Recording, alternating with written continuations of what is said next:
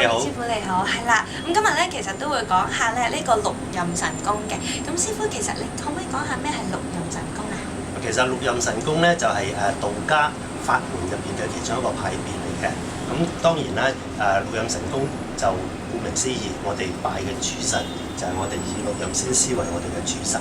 咁其他嘅大神方面咧，其實我哋都會有時咧都會借助到佢嘅法去幫我哋嘅。咁例如就係話，有時我哋可能要需要做到一啲和合嘅法事，咁我哋會行到和合先師嘅法啦，或者係有時我哋要幫一啲事主去做一啲驅邪嘅法事嘅時候，咁我哋都會借助流山法主啊，或者係九天玄女啊，咁佢哋嘅法去幫我哋去行法嘅。咁就喺六壬神功方面，最主要就係話可以係幫到我哋去做一啲防身、保平安嗰個功效。明白。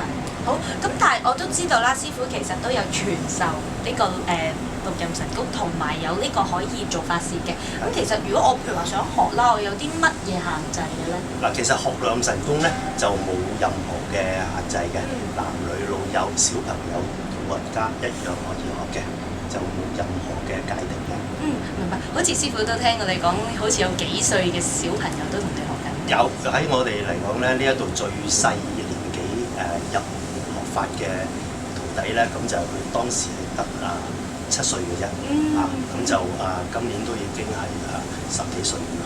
都咁樣。咁最老嘅老人家咧就70幾歲，咁其實係冇任何嘅限制嘅。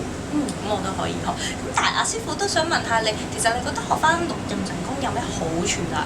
嗱，六壬神功最主要學咗之後就係話，頭先講過，第一最主要可以幫助我哋自己保平安，保一啲意外嘅發生，咁其次就係話咧，唔怕受到一啲所謂邪靈鬼怪嘅侵擾，或者係會有一啲降頭會俾人哋去施降，咁我哋呢一啲嚟講都可以去防止到嘅。其實最主要都係保護自己同埋親朋戚友咁樣啦。明白。好，咁師傅其實見到你後面都有好多法寶，你介唔介意同我哋講下呢啲法寶嘅用途同埋係咩嚟嘅？嗱，其實一般嚟講咧，我哋喺六壬門入邊咧，就有幾樣法寶咧，有好多時咧都會係借助得到去用嘅。咁例如就係話，我哋一般常用嘅有一啲所謂醫病嘅法線啦。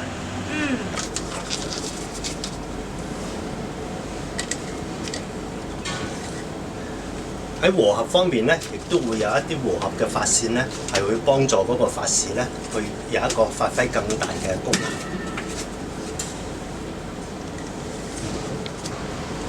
而印方面咧，我哋就係通常都係用喺寫完符之後咧，我嚟封落張符章嗰度嘅。咁佢嘅用意就係話咧，得到先師嘅批核認可，可以去行令呢一張符。例如話有斬邪桃木劍啦，咁呢啲桃木劍方面咧，佢本身亦都係前後咧係書寫咗唔同嘅符章喺度嘅。咁佢嘅用意咧，最主要都係愛嚟治邪，同埋愛嚟幫人哋去制殺啊、醫病啊，咁都會用得到嘅。咁其次就係話，仲有一啲咧，我哋係會有好多時咧，去用到驅邪治病嘅時候咧，就用到嘅圖騰。咁亦都咧，我哋就叫做乾坤百寶袋。咁呢幾樣法門嚟講咧，好多時我哋都會用到嘅。咁但係最主要其實就係話咧，我哋一定要咧兼顧埋用符籙，因為我哋係符籙派嚟嘅。咁所以咧，我哋最主要其實都係要用到咧一啲符章嘅幫助。咁符章入邊咧，其實可以咧分為咧就係話有一啲係治邪嘅。或者係有一啲咧係醫病嘅，有一啲係可能做和合嘅，或者有一啲咧係拆散一種第三者嘅。咁呢啲符咧，咁好多時我哋都會幫助到自己今年嗰個財運。好，咁明白晒，唔該晒師傅今日咁清楚嘅講解。今年2016年個財星係會飛喺呢一個西南方嘅。葉師傅你好。你屋企嘅西南方呢個位置咧，因為其實咧，我哋女仔個個都會想有啲甜甜蜜蜜針嘅金屬鐘。知道師傅你都有做呢個夫妻和合嘅法事嘅。其實我自己都想知啦，係咪淨係可以夫妻先做咧，定係男女朋友都可以做？就係話咧，其實就所有西南關乎到感情嘅擺咗一啲比較問題嘅都可啦，或者係無謂啊之類嘅嘢，去影響呢一個修補翻嘅星咁個力。例如話朋友之間嘅友誼啦，係男女之間嘅感情啦，或者係夫婦之間嘅都係可以嘅。明白。咁但係如果做呢個法事嘅咧，需要幾耐時間㗎？一般如果係一啲比較嚴重性冇咁大嘅普通拗撬咁計咧，係其實用啲和合符幾日之間咧，就已經係可以見到嗰個功效㗎啦。咁但係如果你話有時係大家嗰個破裂情況係比較嚴重嘅時候，或者可能已經係超過咗1-2個月啦，甚至乎半年以上啦咁樣，咁就會需要咧用個比較係完整啲嘅和合法事去修補。咁呢個過程入邊咧係需時咧係要7個星期嘅。明白。哦，咁但係我都聽過師傅講，好似唔一定要係7個星期做足嘅喎，係有機會可能係7個星期內都會關係好翻，係咪㗎？其實咧做7個星期嘅業，OK。OK， 好，唔該師傅。哦，咁但係其實都想知啦，除咗西南方係呢個財位之外，會唔會再有啲好啲嘅方法可以催到財嘅咧？好，仲問多條問題，仲有一條嘅。問咗咯。因為我出咗鏡喎嗰陣，我諗下先，我問咗咩嘅咧？你等等啊。好，OK， 好得，開始。係，原來係咁啊！咁師傅講完2016年啦，咁2017年係點咧？OK。好，完全穩定翻落嚟，咁我哋先至叫做話係完成嘅。明白啊！好啊，咁唔該晒師傅 ，Thank you。